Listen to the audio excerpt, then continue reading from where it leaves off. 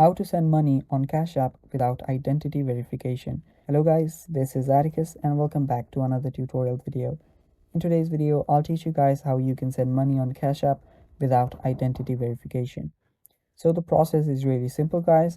It is very similar to how you send money on Cash App with the identity verification. Now, but there are some limitations. You can just simply cash out. You select the destination, select the amount, and select the urgency, that is rush, standard, or priority, to send the money. Now, if you are not verified, which you will need to do in the future to do large transactions, you can simply use the Cash App without identity verification to send up to $250 each week. Now that is a limit guys. Without the identity verification, you can send up to $250 each week and up to $1,000 on a 30-day period. So those are the limitations.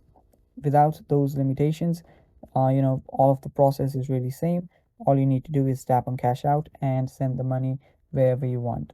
So it's that simple guys. The process is the same but with the limitation. And yeah, that is all for this video too. Thanks for watching. Stay tuned for more, and